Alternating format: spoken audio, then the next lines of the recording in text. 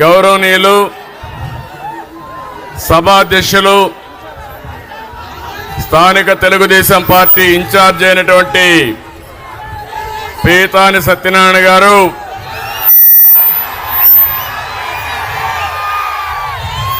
జిల్లా తెలుగుదేశం పార్టీ అధ్యక్షురాలు సీతారాం లక్ష్మి గారు, జిల్లా జనసేన పార్టీ అధ్యక్షుడు గౌరవనీయులు గోవిందరావు గారు, తెలుగుదేశం పార్టీ జనసేన పార్టీకి సంబంధించిన వేదికపై నుండే నాయకులందరికీ, ఈ రెండు పార్టీల తరపున ఈ కార్యక్రమానికి విచ్చేసిన సోదరమణులందరికీ, జిల్లా ప్రజానీకానికి అందరికి కూడా పేరు పేరున మనస్ఫూర్తిగా నమస్కారాలు, అభినందనలు, శుభాభినందనలు. ఒక చల్లని సాయంత్రం, ఆహ్లాదకరమైన సాయంత్రం, ఎటు చూసినా పచ్చని పొలాలే. అదే పశ్చిమ గోదావరి.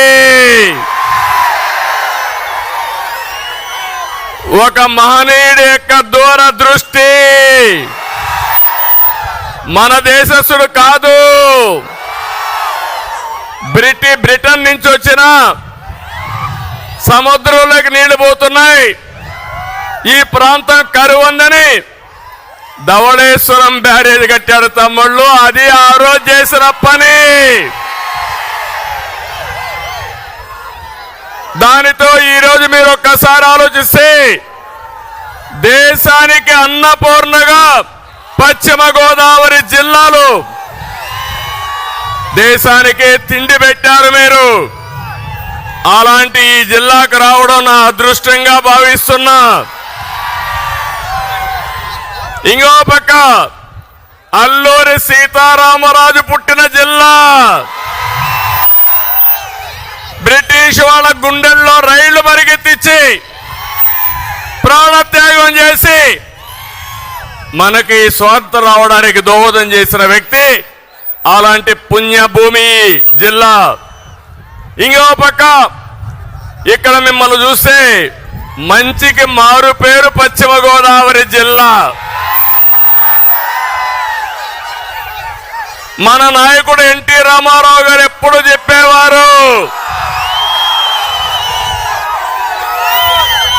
అతిథి మర్యాదకు పశ్చిమ గోదావరి జిల్లా మారు పేరని ఎప్పుడూ చెప్పేవాడు ఆయన. అలాంటి పశ్చిమ గోదావరి జిల్లాకు రావడం చాలా సంతోషం. 2014 15 అసెంబ్లీలు మీరు గెలిపించారు.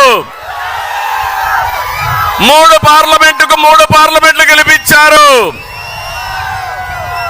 రేపు రాబోయే రోజుల్లో ఎప్పుడు ఎన్నికలు పెట్టినా తెలుగుదేశం జనసేన జైత్రయాత్ర ఇక్కడి నుంచే ప్రారంభిస్తున్నాం.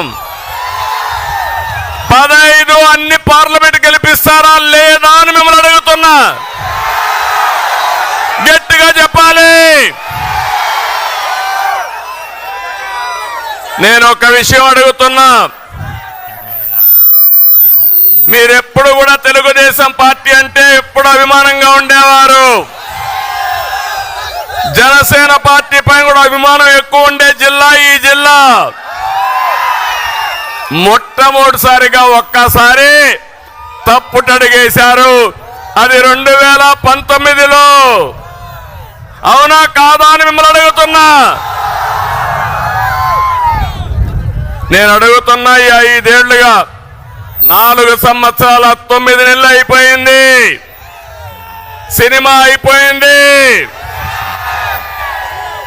తొందరలోనే పోతారు వీళ్ళు. నేను మిమ్మల్ని అందరినీ ఒకటి అడుగుతున్నా. సమాజంలో ఏ ఒక్క వ్యక్తి అయినా ఆనందంగా ఉన్నారా అని మిమ్మల్ని అడుగుతున్నా.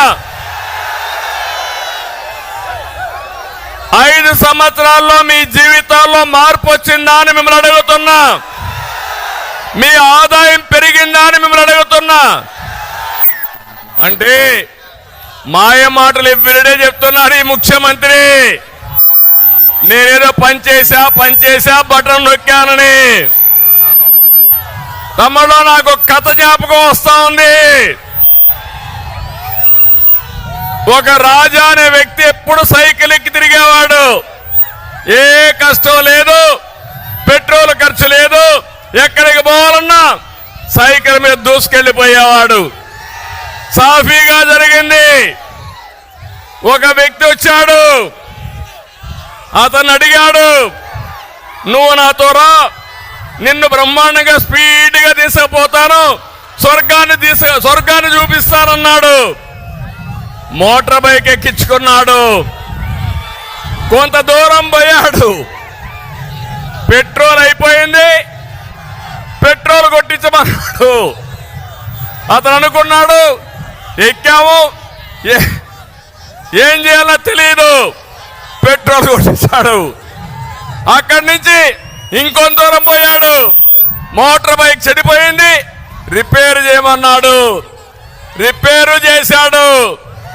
ఇంకొంత దూరం పోయాడు, చీకటి పడింది, మోటార్ బైక్ నిలబెట్టి ఒళ్ళుపాయ నుండి అన్ని కూడా దోచుకొని పారిపోయాడు. అంటే మీరు గుర్తుపెట్టుకోవాలి, ఈరోజు ఈ ప్రభుత్వం మీకేం చెప్పింది? కరెంటు ఛార్జీలు పెంచమని చెప్పారా లేదా? పెట్రోల్ డీజిల్ పెంచమని చెప్పారా లేదా? నిత్యావసర వస్తువుల ధరలు పెంచమని చెప్పారా లేదా? అదే జరిగింది. పెట్రోల్ పోయించడం అంటే పన్నులు వేయడం, రిపేర్లు చేయించడం అంటే ఎక్కడికక్కడ ఇష్టానుసారంగా అన్ని విధాలుగా దోచేయడం. మూడోది, రాష్ట్రాన్నే విధ్వంసం చేశాడు. ఈ విషయం మీరు గుర్తుపెట్టుకోవాలి. ఈ రోజు ఈ జిల్లాలో ఏ రోడ్డైనా బాగుందా తమ్ముళ్ళు అని మిమ్మల్ని అడుగుతున్నా.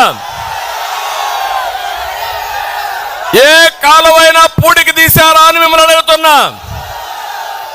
ఏ డ్రైనేజీలైనా పూడికి తీశారా అని మిమ్మల్ని అడుగుతున్నా. వ్యవస్థల్ని సర్వనాశనం చేశారు. అందుకే అంటున్నా, రజనీకాంత్ డైలాగ్, రాజా అర్థమైందా?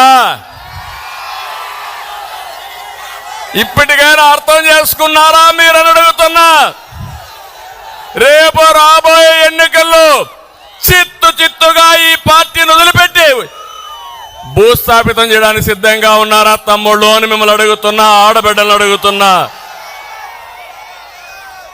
ఈరోజు ఇంకొక పక్కన మీరు చూస్తే ఎక్కడ చూసినా బాధుడే బాధుడు. ఇప్పుడే పీతాని చెప్పాడు, ఇక్కడ ఎమ్మెల్యే ఆకాశం నుంచి ఊడిపడ్డాడు అనుకుంటున్నాడు.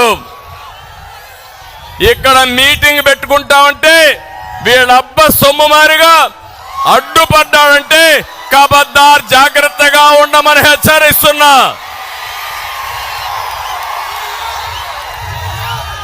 నువ్వు విజిలెన్స్ పంపిస్తావా? బెదిరిస్తావా? రేపు నువ్వే విధంగా ఒకవేళ నేనే అనుకోనుంటే ఈ జిల్లాలో నువ్వు వ్యాపారాలు చేసేవాడివా అని అడుగుతున్నా నేను. తమ్ముళ్ళు, ఇంకో పక్క ఈ జిల్లా వెస్ట్ గోదావరి జిల్లా అక్వారంగం, పెద్ద ఎత్తున అక్వారంగం ఉంది. జగన్ పరిపాలనలో మొత్తం రంగమే కుదేలైపోయింది. ఒక్కసారి 5 ఏళ్లకు మనం జ్ఞాపకం చేసుకోండి. ఆ రోజు నేను ముఖ్యమంత్రిగా ఉన్నప్పుడు అక్వారంగానికి పెద్దపీట వేశాను. రాయలసీమలో హార్టికల్చర్కి పెద్దపీట వేశాను. ఆదాయం రావాలని కోరుకున్నాను. పెద్ద ఎత్తున అక్వారంగాన్ని అభివృద్ధి చేసిన పార్టీ ప్రభుత్వం తెలుగుదేశం అని చెప్పి నేను మీకు తెలియజేస్తున్నా. ఈరోజు మీరు చూడండి, అప్పుడు 2 లక్షల ఎకరాలు సాగు పెంచాం. ఈరోజు ఏం జరిగింది? అక్వారంగంలో సాగు ఖర్చు 3 రెట్లు పెరిగింది. మద్దతు ధర లభించడం లేదు. ఫీడ్ కానీ, మందులు కానీ, కరెంటు బిల్లులు కానీ, సెస్ కానీ పెంచి అక్వారంగాన్ని చంపేశాడు ఈ ముఖ్యమంత్రి. ఇంకో పక్క ₹1.50కే కరెంట్ ఇస్తానని చెప్పాడు. ఇచ్చాడా అని నేను అడుగుతున్న అక్వా రైతుల్ని. ఇక్కడ చూస్తే జోన్స్ అని పెట్టాడు. జోన్స్ అని పెట్టి జోను నాన్ జోన్ అని, నాన్ జోన్లో ఉంటే ఇష్టానుసారంగా ₹3.50 చేశాడు. 10 ఎకరాల కంటే ఎక్కువ ఉంటే రేట్లు పెంచేశాడు, ఆంక్షలు పెట్టాడు. నేను ఒకటే మీ అందరికీ హామీ ఇస్తున్నా, మళ్ళీ తెలుగుదేశం పార్టీ వస్తుంది, జనసేన ప్రభుత్వం వస్తుంది. ప్రతి ఒక్కరికి ₹1.50కే కరెంట్ ఇచ్చే బాధ్యత తెలుగుదేశం పార్టీ జనసేనది.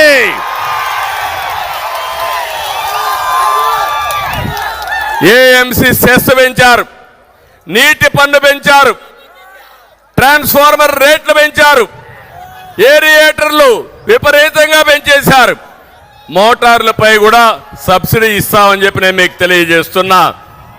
ఈ జిల్లాలోనే మళ్ళీ అక్వా రంగానికి పూర్వ వైభవం తీసుకొచ్చే బాధ్యత తెలుగుదేశం పార్టీది, జనసేనది.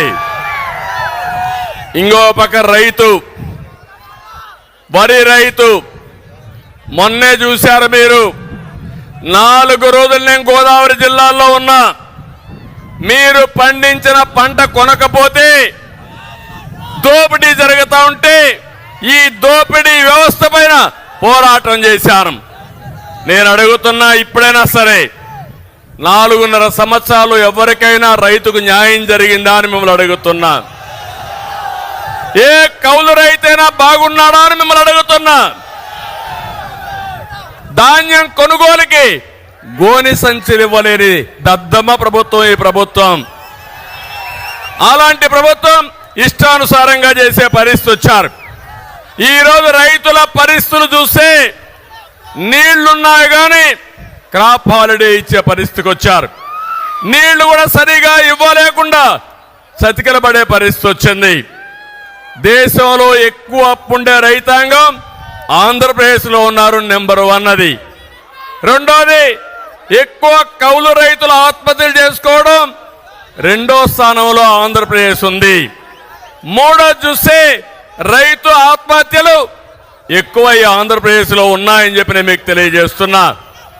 మళ్ళీ రైతు రాజ్యం తీసుకొస్తాం, రైతుకు న్యాయం చేస్తాం, మీకు అండగా ఉంటామని ఈ ఆచంట మహాసభలో మీ అందరికీ హామీ ఇస్తున్నానని చెప్పి కూడా నేను మీకు తెలియజేస్తున్నా. ఇంకో పక్క పోలవరం చిరకాల కోరిక. నేను ఆ రోజు పోలవరాన్ని పరిగెత్తించాను. సోమవారం పోలవరంగా మార్చుకున్నాను. 72% పూర్తి చేశాను. ఎవరైనా అసమర్థుడు వస్తే చేతగాని వాడిని అంటాం, కానీ దుర్మార్గుడు వచ్చి ధ్వంసం చేస్తే ఏమనాలో ఒక్కసారి మీరు ఆలోచించండి. 2019లో పోలవరానికి గ్రహణం పట్టింది. జగన్మోహన్ రెడ్డి వస్తారే కాంట్రాక్టర్ని మార్చాడు, ఆఫీసర్లు మార్చారు. అక్కడి నుంచి డయాఫామ్ వాళ్ళు 2 సీజన్లో ఉధృతంగా వర్షం వచ్చి అందులోనే పోయి పూర్తిగా దెబ్బతినే పరిస్థితి వచ్చింది. ఇప్పటికి కూడా అతి లేదు, గతి లేదు, ఏమైంది చెప్పే పరిస్థితి లేరు. కాఫర్ డ్యామ్లో అయితే 2 మధ్య నీళ్లు వచ్చేసే పరిస్థితి వచ్చింది. గైడ్ బండ్ అయితే కుంగిపోయింది. అంటే పోలవరాన్ని గోదావరిలో కలిపేశాడు. నా బాధ అది. నేను ఒకటే చెప్తున్నా, పోలవరానికి గ్రహణం పోవాలంటే ఈ జగన్ పోవాలి. మళ్ళీ పోలవరం పూర్తి చేసుకుని రాష్ట్రానికి నదులను సంధానం చేయడమే కాకుండా ఈ జిల్లాకు 3 పంటలకు నీళ్లు ఇచ్చే బాధ్యత తెలుగుదేశం జనసేన ప్రభుత్వం తీసుకుంటామని హామీ ఇస్తున్నా. ఒక్క విషయం మనం గుర్తుపెట్టుకోవాలి, జగన్మోహన్ రెడ్డి మాట్లాడితే ఒక మాట మాట్లాడతాడు, విశ్వసనీయత. విశ్వసనీయత అవునా కాదా? మడమ తిప్పను. నేను అడుగుతున్న తమ్ముళ్ళు, ఈయన విశ్వసనీయత ఎలాంటిదంటే నేతి బీరకాయలో నేతి ఎంత ఉంటుందో ఈయన ప్రవర్తనలో విశ్వసనీయత అంతే. ఎన్నికల ముందు ఏం చెప్పాడు గుర్తుందా? ఆ రోజు మనకు చెప్పింది ప్రత్యేక హోదా తెస్తాన్నాడా లేదా అని మిమ్మల్ని అడుగుతున్నా. తెస్తాన్నాడా లేదా? కేంద్రం మెడలు వస్తాన్నాడా లేదా? ఎన్నికలు అవుతారో ఏం చేశాడు? సాక్షాత్ మెడలుంచేసి అక్కడి నుంచి కేంద్రంతో భయపడిపోయి కేసుల కోసం సాక్షాత్తు మెడలుంచిన వ్యక్తి జగన్మోహన్ రెడ్డి. మీరు ఒక విషయం గుర్తుపెట్టుకోండి, ఎన్నికల ముందు అందరికీ చెప్పాడు కదా, మా ఆడబిడ్డలున్నారు, ఏమమ్మా మద్యపాన నిషేధం చేస్తా అన్నాడా? మద్యపాన నిషేధం చేయకపోతే మీ దగ్గరకు వచ్చి ఓటడగని చెప్పాడా? రేట్లు తగ్గిస్తానని చెప్పాడా? ఏం చేశాడు? బూమ్ బూమ్ తెచ్చాడు, నాసిరకం బ్రాండ్లు తెచ్చాడు. మద్యం మీరందరూ తాగేది అలవాటు అయింది కాబట్టి ఈరోజు మీరు చూస్తే మద్యాన్ని తాకట్టు పెట్టి 25 ఏళ్లకు అప్పులు తీసుకొచ్చాడు. ఎంత దుర్మార్గం మీరు ఆలోచించండి. ఇది విశ్వసనీయత. నేను అడుగుతున్నా, జగన్మోహన్ రెడ్డి గారు కానీ వైఎస్ఆర్ కాంగ్రెస్ నాయకులు కానీ మీకు ఓటు హక్కు అడిగే అవకాశం లేదు, ఆ అధికారం మీకు లేదు. మద్యపాన నిషేధం మీద మాట తప్పిన మీరు, మడమ తిప్పిన మీరు అడగడానికి అవకాశం లేదని చెప్పి కూడా నేను మీకు తెలియజేస్తున్నా. నాలుగోది మీరు చూస్తే ఊరూరికి వచ్చి ఉద్యోగస్తులతో అన్నాడు సిపిఎస్. అది ఎంత పని? ఒక వారంలో చేస్తా అన్నాడు. ఎన్ని వారాలైనా అడుగుతున్నా ఈ ముఖ్యమంత్రిని, అంగన్వాడీ టీచర్లకి జీతాలు పెంచుతానని చెప్పాడా లేదా అని మిమ్మల్ని అడుగుతున్నా. ఈరోజు అంగన్వాడీ టీచర్ల పైన, ఆయాల పైన ఎస్మా తీసుకొచ్చి ఉద్యోగాలను తీసేస్తానంటున్నాడు. ఈరోజు రాష్ట్రంలో అందరూ ఆందోళన ఉన్నారు. దానికి కారణం ఈ చేతగాని దద్దమ్మ ప్రభుత్వం, అవినీతి ప్రభుత్వం, అసమర్థ ప్రభుత్వం అని చెప్పి కూడా నేను మీకు తెలియజేస్తున్నా. ఏం తమ్ముళ్ళు అడుగుతున్నా, యువతని ఉద్యోగాలు ఇస్తాన్నాడా లేదా? మీకు జాబ్ క్యాలెండర్ ఉన్నాడా లేదా? డిఎస్సి పెడతా అన్నాడా లేదా? 5 ఏళ్లలో ఒక ఉద్యోగం ఇచ్చాడా అని మిమ్మల్ని అడుగుతున్నా. ఎవరికైనా వచ్చిందా అని మిమ్మల్ని అడుగుతున్నా. జాబు రావాలంటే అది మన విశ్వసనీయత, అది ఈ బోగస్ విశ్వసనీయత. ఇంకో పక్క కరెంటు ఛార్జీలు పూర్తిగా తగ్గిస్తా అన్నాడు. ఎన్నిసార్లు పెంచారు? 9 సార్లు పెంచాడు. అంటే లెక్కలేనితనం, చెప్పిన అబద్ధాలు చెప్పకుండా బతుకుతున్నాడు. 200 రూపాయలు కరెంటు బిల్లు ఉంటే ఎంత వస్తుంది? ఇప్పుడు 500, 1000 రూపాయలు అవునా కాదా? ఏమమ్మా ఎంత వస్తుంది కరెంటు బిల్లు? 1000 రూపాయలు. మళ్ళీ చెప్తున్నా, నాణ్యమైన కరెంటు రావాలంటే, కరెంటు రేట్లు పెరగకుండా ఉండాలంటే తెలుగుదేశం జనసేన రావాలి. అమరావతి విషయంలో చెప్పాడు, ఇక్కడే ఇల్లు కట్టుకున్నా అమరావతి మన రాజధాని అని మాయమాటలు చెప్పాడు. ఎన్నికలైనాయి, మాట మార్చేశాడు, ఊసర వెళ్ళి రాజకీయాలు చేశాడు. ఇప్పుడేమంటారు 3 రాజధానులు అన్నాడు. అసలు రాజధాని లేకుండా చేసే పరిస్థితికి వచ్చాడు. కడాన నిన్న మొన్న విశాఖపట్నానికి వెళ్ళడానికి ప్రయత్నం చేశాడు. కోర్టు మొట్టికాయలు వేసింది, నువ్వు ఎక్కడికి పోవడానికి లేదు, ఇక్కడే ఉండాలి, అమరావతిలో ఉండాలని. అన్ని కేసులు ఏప్రిల్కి వేశారు. ఇప్పుడు చెప్తున్నా, నీ పీరియడ్ అయిపోయింది, అమరావతి మన రాజధాని, ఇది తథ్యం. అంటే 5 సంవత్సరాలు రాజధాని లేకుండా చేసినది ఈ జగన్మోహన్ రెడ్డి విశ్వసనీయత. ఇంకో పక్క వస్తా, ఆ వెర్రిపప్పు కూడా వస్తా. వివేకానంద రెడ్డిని చంపేసి నారాసుర రక్త చరిత్ర అని చెప్పి కడాన ఆయన కూతురి పైన కేసులు పెట్టి వేధించడం అంటే మీరు ఒక్కసారి గుర్తుపెట్టుకోవాలి. బాబాయినే చంపేసిన వాడు నువ్వు నేను ఒక లెక్క తమ్ముళ్ళు అని మిమ్మల్ని అడుగుతున్నా. కడాన ఈరోజు మీరు చూస్తే చెల్లెలు ఆ రోజు జగనన్న బాణం, జగనన్న వదిలిన బాణం ఏమైంది? ఈరోజు ఏమైంది? తిరిగి జగనన్న పైన తిరుగుతా ఉంది. వాళ్ళ ఇంట్లో ఉండే వ్యవహారం మనకు సంబంధం అంట, నేనే ఆడిస్తున్నానంట. అంటే ఆ రోజు కూడా నేనే పాదయాత్ర చేయించాను ఆవిడ దగ్గర, ఇప్పుడు నేనే పాదయాత్ర ఆవిడని తిరుగుబాటు చేశాను. అంటే సిగ్గు ఎగ్గు లేకుండా, చెప్పిన అబద్ధాలు చెప్పకుండా, కళ్ళార్పకుండా అబద్ధాలు చెప్పే వ్యక్తి ఈ జగన్మోహన్ రెడ్డి అని చెప్పి కూడా నేను మీకు తెలియజేస్తున్నా. ఇంకో పక్క మీరు ఒకసారి చూస్తే ఆ రోజు రిలయన్స్ మీద వైఎస్ఆర్ను చంపింది రిలయన్స్ అని దాడులు చేశారు, జ్ఞాపకం ఉందా మీకు? అప్పట్లో తర్వాత ఏం చేశాడు? రిలయన్స్ అధినేత వస్తే నత్వాని వాళ్ళ మనిషికి ఎంపీ రాజ్యసభ ఇచ్చాడు, జ్ఞాపకం ఉందా మీకు? అది విశ్వసనీయత. ఇలాంటి విశ్వసనీయత ఉండే వ్యక్తిని ఏమనాలి నాకైతే అర్థం కాల. నిన్న మొన్న మీరు ఒకసారి చూస్తే ఒక మాట మాట్లాడుతున్నాడు, పెత్తందారులకి పేదవాళ్ళ మధ్య యుద్ధం అంట. ఏంటో నాకు అర్థం కాల ఇది. అంటే ఏం చేసినా జరిగిపోతుంది అనుకుంటున్నాడు. దేశంలోనే ఎక్కువ సంపద ఉండి ఎక్కువ ఆదాయం వచ్చే ముఖ్యమంత్రి జగన్మోహన్ రెడ్డి.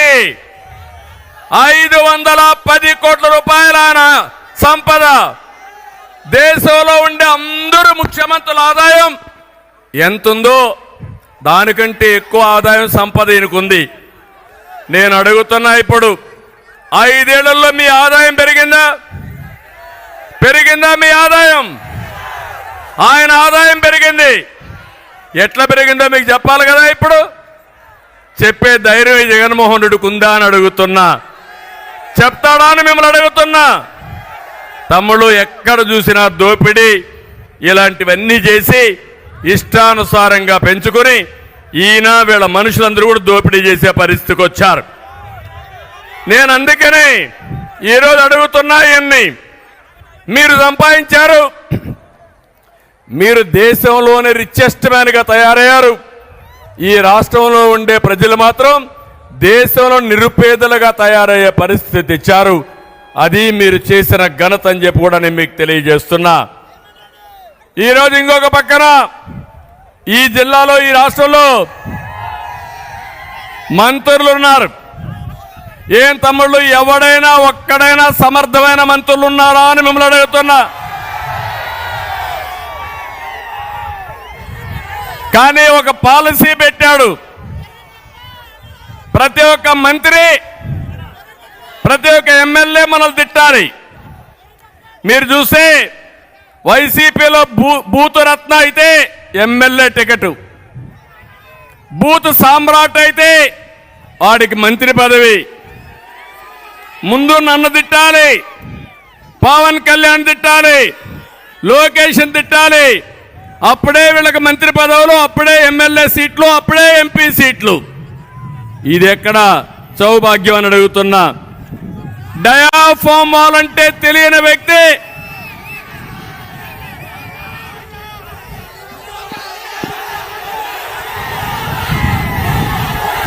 ఓకే, హుషారుగా ఉన్నారు మీరు.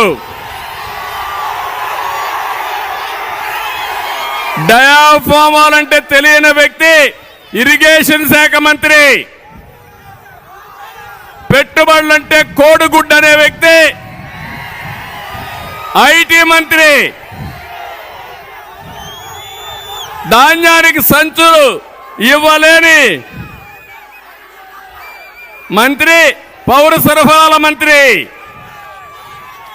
కోర్టు ఫైలు లేపేవాడు వ్యవసాయ శాఖ మంత్రి, గనులు మింగేసేవాడు గనుల శాఖ మంత్రి, క్లబ్బుల్లో డాన్సులు వేసే ఆవిడ మహిళా సంక్షేమం కోసం మాట్లాడుతుంది. ఏం తమ్ముళ్ళు, అర్థమైందా మీకు ఇప్పటికైనా వీడ యొక్క వేషాలు? వీళ్ళ పెట్టుకొని మనమంతా కూడా రాజకీయం చేయాల్సి వస్తా ఉంది. నేను గాని పవన్ కళ్యాణ్ గాని వేదిక పైన నాయకులు గాని మీ మీద గాని దాడులు చేశారా లేదా అని మిమ్మల్ని అడుగుతున్నా. ఏంటి దౌర్భాగ్యం అని మిమ్మల్ని అడుగుతున్నా. అంటే రాజకీయాల్లోకి వచ్చింది మన మీద దాడి చేయించుకోవడానికి కానీ మిమ్మల్ని అడుగుతున్నా. ఇలాంటి వ్యక్తుల్ని ఏం చేయాలనో ఆలోచించాల్సిన బాధ్యత మీ అందరి పైన ఉంది. నేను అడుగుతున్నా ఈ కుండే వాళ్ళందరినీ, బీసీలు ఉన్నారు, మొన్నే ప్రవేశపెట్టాం జై హో బీసీ అని. బీసీల కోసం ఒక ప్రత్యేకమైన కార్యక్రమం తెలుగుదేశం పార్టీ తీసుకునింది. నేను మీకు అందరికీ హామీ ఇస్తున్నా, తెలుగుదేశానికి వెన్నెముక బీసీలు. ఆ బీసీలకు ప్రత్యేక ప్రణాళిక తీసుకొస్తాం. న్యాయం చేసే బాధ్యత తెలుగుదేశం పార్టీ తీసుకుంటామని బీసీలందరికీ హామీ ఇస్తున్నా. రెండోది ఎస్సీలు ఉన్నారు. ఎస్సీలకు కూడా అన్యాయం జరిగింది. ఈ ప్రభుత్వం ద్రోహం చేశారు. కడాన తమ్ముళ్ళు మీరు చూస్తే ఒక డ్రైవర్ ఎస్సీని చంపేసి డోర్ డెలివరీ చేసిన ప్రభుత్వం ఈ వైఎస్ఆర్ కాంగ్రెస్ పార్టీ అని చెప్పి కూడా నేను మీకు తెలియజేస్తున్నా. ఎస్టీలకు అన్యాయం జరిగింది, మైనారిటీలకు అన్యాయం జరిగింది. అందరికీ అన్యాయం చేసి సామాజిక న్యాయం కోసం యాత్ర చేస్తున్నామని వేషాలేసే ముఖ్యమంత్రి నేను ప్రపంచంలో ఎప్పుడు చూడలా. మళ్ళా సామాజిక న్యాయం చేసే party Telugu Desam party, Janasena party మీకు న్యాయం చేస్తామని చెప్పి కూడా నేను మీకు తెలియజేస్తున్నా. ఈ జిల్లాలో కాపులు కూడా ఉన్నారు. మీకు కూడా అన్యాయం జరిగింది. తెలుగుదేశం పార్టీ హయాంలో 3,000 కోట్ల రూపాయలు ఖర్చు పెట్టామా లేదా అని మిమ్మల్ని అడుగుతున్నా. 5 ఏళ్లలో 10,000 కోట్లు ఖర్చు పెడతామన్నారు. పెట్టారా అని మిమ్మల్ని అడుగుతున్నా. 1 రూపాయి పెట్టారా అని మిమ్మల్ని అడుగుతున్నా. ఆ రోజు రిజర్వేషన్లు ఇస్తే అది కూడా తీసేసిన ప్రభుత్వం ఈ ప్రభుత్వం. నేను అందుకే ఇవన్నీ చూసిన తర్వాత మీ అందరికీ ఒకటే హామీ ఇస్తున్నా. మొన్ననే బాబు భరోసా, భవిష్యత్ గ్యారంటీ, సూపర్ 6 తీసుకొచ్చాం. మా ఆడబిడ్డలకు హామీ ఇస్తున్న మహాలక్ష్మి ప్రోగ్రాం. నేనే డాక్రా సంఘాలు పెట్టాను. ఉద్యోగాల్లో, కాలేజీల్లో ఆడపిల్లలకు రిజర్వేషన్లు పెట్టాను. దీపం కింద వంట గ్యాస్ ఇచ్చాను. ఈరోజు మీకు హామీ ఇస్తున్నా, ప్రతి ఒక్క మహిళ ఇంట్లో 2 3 నెలకు 1,500 రూపాయలు ఇచ్చే బాధ్యత తెలుగుదేశం పార్టీ, జనసేన తీసుకుంటాం. ఇంతేకాదు ఆడబిడ్డ అమ్మకు వందనం కింద ఇంట్లో ఎంతమంది పిల్లలుంటే అంతమందికి 15,000 రూపాయలు ఇస్తాం. మాట తప్పాడు, అందరికి ఇస్తామని ఒకరికే ఇచ్చారు. నేను హామీ ఇస్తున్నా, ఎంతమంది పిల్లలుంటే అంతమందికి 15,000 ఇచ్చే బాధ్యత తెలుగుదేశం పార్టీ, జనసేన తీసుకుంటాం. మూడోది 3 సిలిండర్ల గ్యాస్ సిలిండర్లు ఉచితంగా ఇస్తామని మీకు హామీ ఇస్తున్నా. నాలుగోది ఆర్టీసీ బస్సుల్లో ఉచిత ప్రయాణ సౌకర్యం ఏర్పాటు చేస్తాం. మహిళల్ని గౌరవిస్తాం, మీకు చేయూతనిస్తాం. ప్రతి ఒక్క మహిళని ఒక శక్తివంతమైన మహిళగా తయారు చేసే బాధ్యత మేము తీసుకుంటామని మీ ఆడబిడ్డలందరికీ హామీ ఇస్తున్నా. రెండోది రైతుకి 20,000 రూపాయలు అన్న దాత కింద వారికి సహాయం చేస్తాం. మూడోది యువగళం కింద మా తమ్ముళ్ళకి నేను ఇచ్చే భరోసా ఇది. 20 లక్షల ఉద్యోగాలు 5 ఏళ్లలో ఇచ్చే బాధ్యత మేము తీసుకుంటాం. ఉద్యోగాలన్నీ కూడా మీరు ఒకటే గుర్తుపెట్టుకోవాలి. ఒకప్పుడు మనము అధికారంలోకి వచ్చినప్పుడు తెలుగుదేశం పార్టీ ఎప్పుడు అధికారంలోకి వచ్చినా ఉద్యోగాలు ఆటోమేటిక్గా వచ్చేటివి. ఇప్పుడు అన్నీ పోయినాయి. మీకు ఉద్యోగం వచ్చే వరకు 3,000 రూపాయలు నిరుద్యోగ భృతి ఇస్తాను, అది కూడా చేస్తాం. అది కాకుండా మీ ఇంటి దగ్గర కూర్చొని మీరు పనిచేసుకునే విధంగా వర్క్ ఫ్రమ్ హోమ్ తీసుకొస్తా. మీకు బోరు కొట్టినప్పుడు మండల హెడ్ క్వార్టర్కు ఆ చెట్టులో వర్క్ స్టేషన్లు పెట్టి మంచి గార్డెన్లో పెట్టి మీరు అక్కడి నుంచి పనిచేసే విధానానికి శ్రీకారం చుడతారు. ఆంధ్రప్రదేశ్ రాష్ట్రాన్ని ప్రపంచంతో అనుసంధానం చేస్తాం. మీరు ఎక్కడ కావాలంటే అక్కడ ఉద్యోగం చేయొచ్చు, మీ ఊరు నుంచే ఉద్యోగం చేసుకోవచ్చు. మీకు ఆదాయాన్ని సంపాదించే మార్గం తెలుగుదేశం పార్టీ చూపిస్తుందని హామీ ఇస్తున్నా. ప్రతి ఒక్క ఇంటికి రక్షిత మంచినీరు ఇస్తాం. ఇవే కాకుండా వెనుకబడిన వర్గాలకు ప్రత్యేకమైన సబ్ ప్లాన్ తీసుకొస్తాం. ప్రతి ఒక్క వర్గానికి న్యాయం చేసే బాధ్యత, ప్రతి ఒక్క కులానికి న్యాయం చేసే బాధ్యత జనసేన తెలుగుదేశం పార్టీ కూటమి తీసుకుంటుందని చెప్పి నేను హామీ ఇస్తున్నా. అన్నింటికంటే ముఖ్యమైన కార్యక్రమం పేదవాడికి అండగా ఉంటా. నా జీవితంలో ఒకటే ఆలోచిస్తున్నా, పేదరిక నిర్మూలన అనేది నా జీవితాశయం. ఇప్పుడు కూడా నేను శివాలయానికి వెళ్ళాను. అక్కడ కూడా వాళ్ళు ఎవరు చెప్పారు, ఎప్పటి నుంచో ఆ శ్రీరాములు వాళ్ళ కుటుంబం ఆ శివాలయంలో వారసత్వంగా పూజలు చేయడం కానీ వాళ్లే కట్టిన దేవాలయం అది. అక్కడికి పోతే నేను దేవుణ్ణి ఒకటే కోరుకున్నా, ఆంధ్రప్రదేశ్లో ఉండే ప్రజానీకం, తెలుగు ప్రజానీకం ప్రపంచంలోనే నెంబర్ 1 గా తయారు చేయడానికి నాకు శక్తిని, తెలివితేటల్ని ప్రసాదించమని ఆ శివుణ్ణి కోరుకున్నా.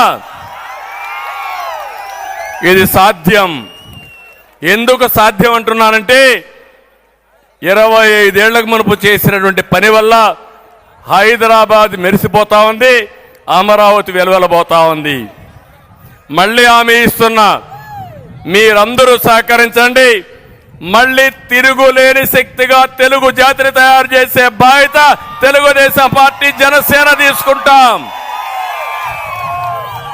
ఇటీవల నాకు కష్టం వచ్చినప్పుడు 80 దేశాల్లో తెలుగువారు స్పందించారు. 80 దేశాల్లో, మారుమూల ప్రపంచంలో ఎక్కడ పోయినా ఉన్నారు. అది 25 ఏళ్లకు మునుపు తెలుగుదేశం పార్టీ ప్రారంభించిన విజన్. మళ్ళీ హామీ ఇస్తున్నా, మళ్ళీ తెలుగు జాతిని ప్రపంచంలోనే ఒక శక్తివంతమైన జాతిగా తయారు చేసే బాధ్యత తెలుగుదేశం పార్టీది. రెండోది, ఈ రాష్ట్రంలో ఉండే 5 కోట్ల మంది పేదవాళ్ళకు అండగా నిలబడబోయేది తెలుగుదేశం పార్టీ. మూడో విషయం చెప్తున్నా, జగన్ మారిగా 10 రూపాయలు ఇచ్చి 100 రూపాయలు దోచుకోవడం కాదు. కష్టపడతాం, సంపద సృష్టిస్తాం, 15 రూపాయలు ఇస్తాం. 15 రూపాయలతో 100 రూపాయలు సంపాదించే మార్గాన్ని చూపిస్తా. 100 రూపాయలతో 1000 రూపాయలు చూపించే మార్గం చూపిస్తాం. అదే సంపద సృష్టి, అదే పేదవాడికి అండగా తెలుగుదేశం పార్టీ ఉంటుందని మీ అందరికి హామీ ఇస్తున్నా.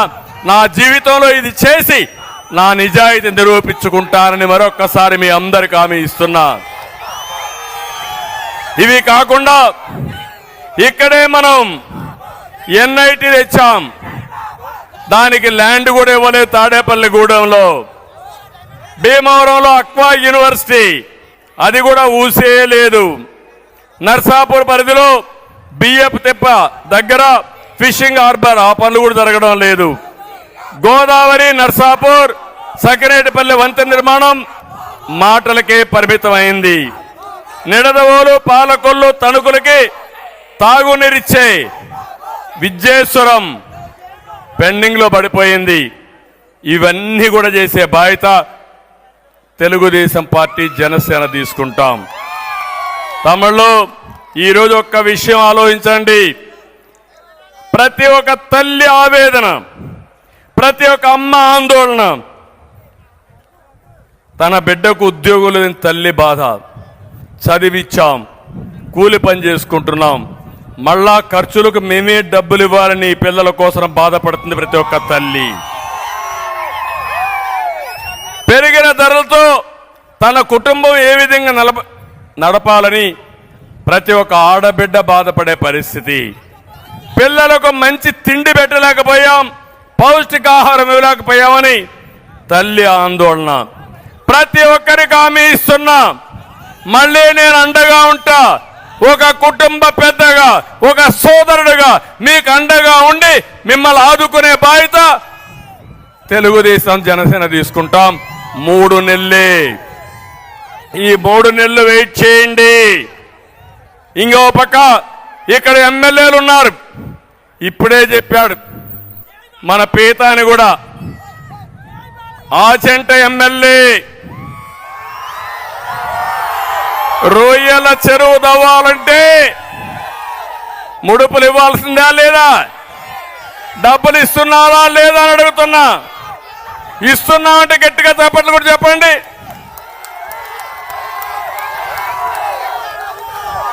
ఇంకో పక్క ఇంటి జాగాకు 50,000 రూపాయల నుంచి 1,00,000 రూపాయలు లంచం.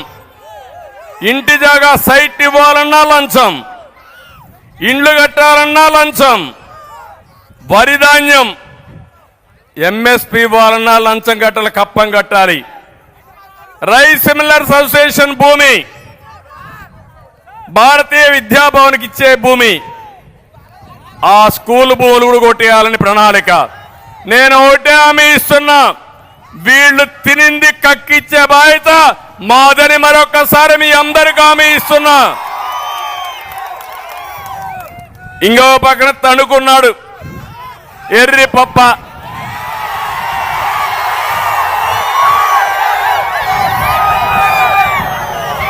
సొంత ఊళ్ళో ధాన్యం సంచులు ఇవ్వలేని ఎర్రి పప్ప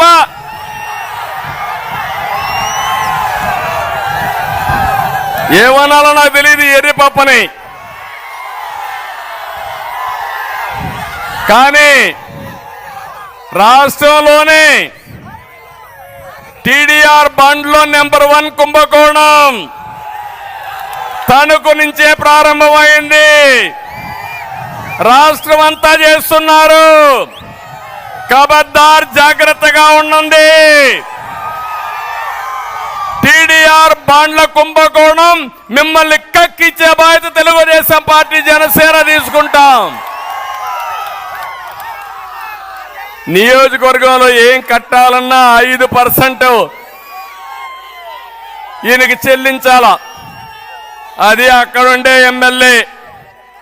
ఇంకొకరు తాడేపల్లిగూడెంలో ఉన్నాడు, చిల్లర కొట్టు పెట్టేశాడు. ఏది బిల్డింగ్ కావాలన్నా ట్యాక్స్ కట్టాల్సింది, లేఅవుట్ వేయాలన్నా ట్యాక్స్ కట్టాల్సింది, అన్నిటికీ ట్యాక్స్లే. భీమవరం ఉన్నాడు గజ దొంగ, మామూలు కాదు.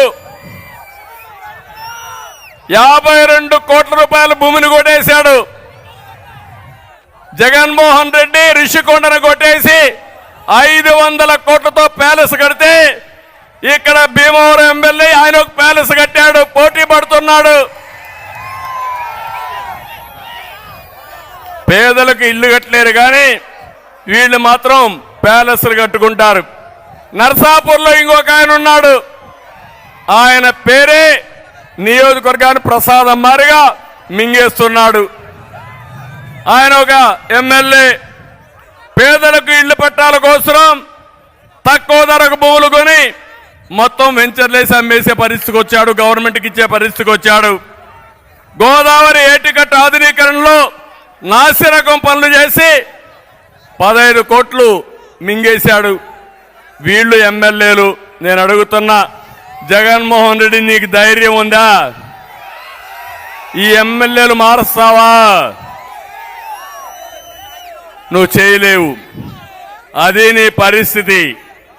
అందుకే నేను ఒకటే ముఖ్యమంత్రి చెప్తుంది, నిన్న మీరు చూశారు పాపం, అంబటి రాయుడు క్రికెటర్, ప్రపంచమంతా ఆడాడు, మంచి పేరుంది, ప్రజాసేవ చేయాలనుకున్నాడు.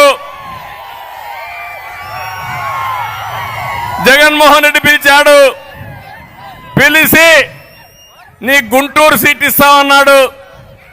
సరే అన్నాడు. రెండో రోజు ఇంకొకరిని పిలిచి నీకు కూడా గుంటూరు సీట్ ఇస్తామన్నాడు. అంబటి రాయుడికి అర్థమైపోయింది ఆ దెబ్బతో ఫస్ట్ డేనే ఆట ఆడక మునిపే గేమ్ అయిపోయింది. క్లీన్ బౌల్డ్ అర్థమైపోయింది. ఇంకా లాభం లేదని పారిపోయాడు అంబటి రాయుడు. మీకు అర్థమయ్యా తమ్ముళ్ళు, ఇప్పటికైనా మోసం ఎట్ట చేస్తాడని. జీవితాలతో ఆడుకునే వ్యక్తి ఈ జగన్మోహన్ రెడ్డి. అలాంటి వ్యక్తిని మనం ఒకసారి ఆలోచించుకోవాల్సిన అవసరం ఉంది.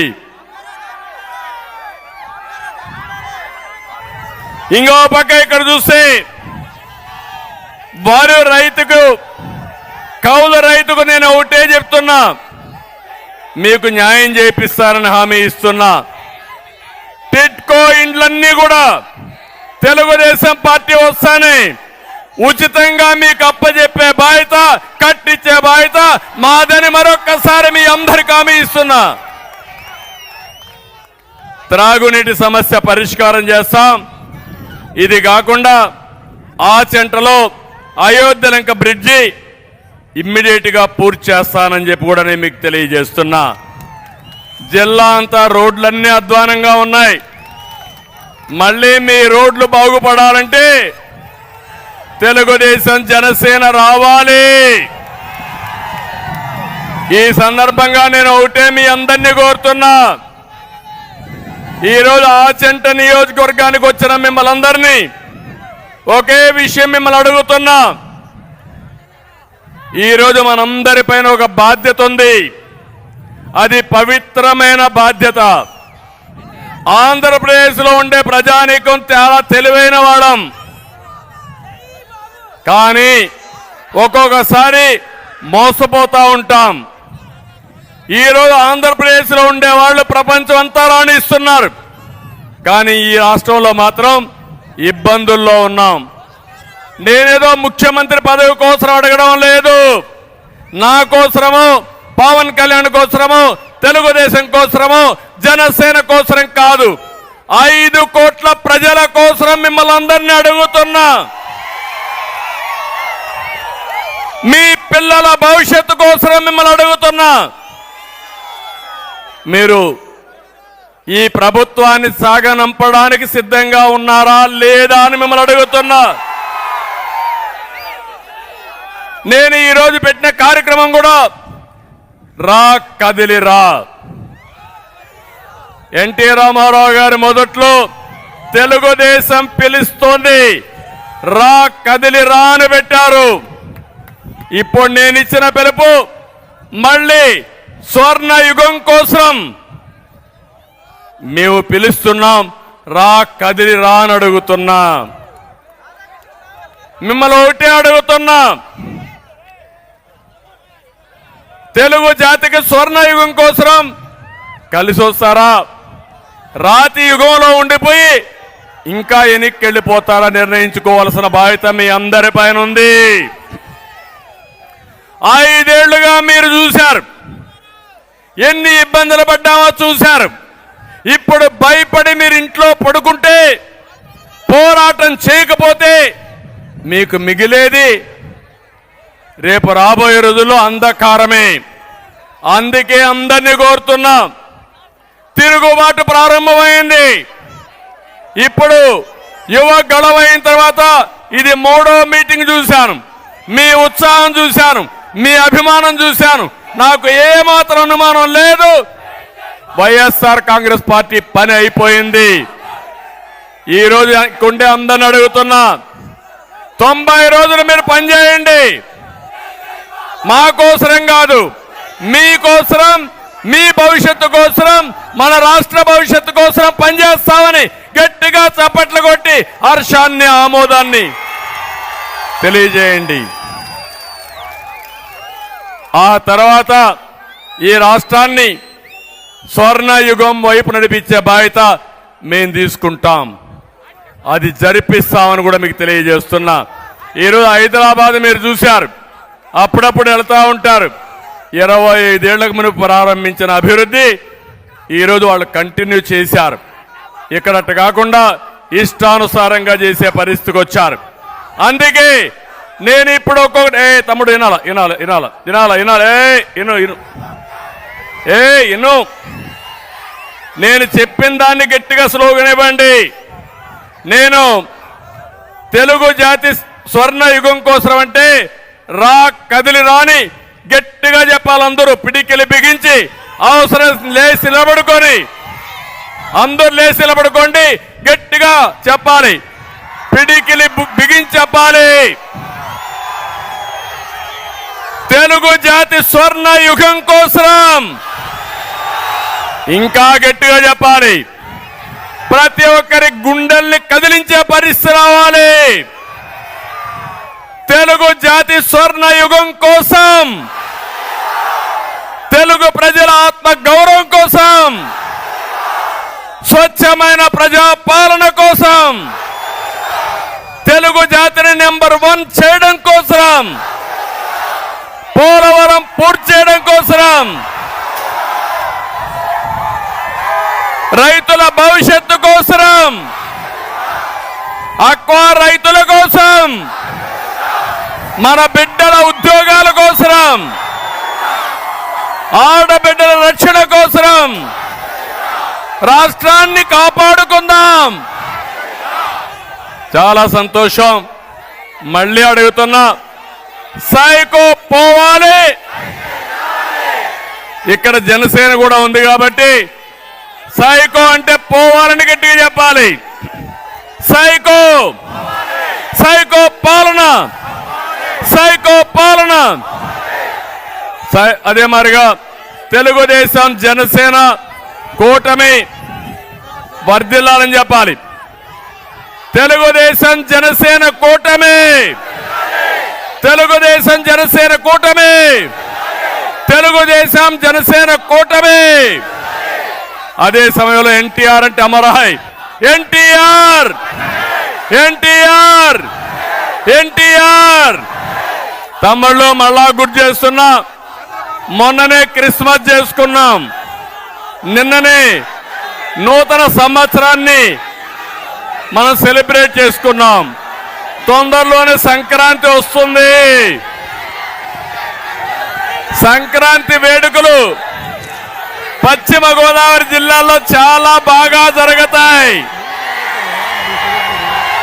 వేరే అన్ని ప్రాంతాల నుంచి పశ్చిమ గోదావరి జిల్లాకు వస్తారు. దానికంటే మన సాంప్రదాయాలు నేను చెప్పను. మీ అందరూ కూడా సంక్రాంతి బ్రహ్మాండంగా జరుపుకోవాలని మనస్ఫూర్తిగా ఆకాంక్షిస్తున్నా. అందరికీ సంక్రాంతి శుభాకాంక్షలు. మళ్ళీ ఒకటి కోరుతున్నా, ఈ సంక్రాంతి ఎట్లా జరుపుకుంటామో రేపు ఎన్నికలకు కూడా సిద్ధం కావాలి. ఇంటింటికి వెళ్ళాలి, ప్రతి ఒక్కరికి చెప్పాలి, చైతన్యాన్ని కలిగించాలి. రేపు రాబోయే రోజుల్లో వైఎస్ఆర్ కాంగ్రెస్ పార్టీని చిత్తుగా ఓడించాలి, బంగాళాఖాతంలో కలిపేయాలి. సిద్ధమా అని మిమ్మల్ని అడుగుతున్నా. అది చేసి ఈ రాష్ట్రాన్ని కాపాడుకోవడానికి ముందుకు రావాల్సిందిగా మరొక్కసారి అందరినీ కోరుకుంటూ చేస్తారని చెప్పి ఆశిస్తూ, ఈరోజు నేను ఇక్కడికి వచ్చినప్పుడు మీరు చూపించిన అభిమానానికి పేరు పేరున అందరికి కూడా మనస్ఫూర్తిగా నమస్కారాలు. ఈ మీటింగ్ బ్రహ్మాండంగా జయప్రదం చేసిన రెండు పార్టీ నాయకులకి, కార్యకర్తలకి అందరికీ ధన్యవాదాలు. Thank you.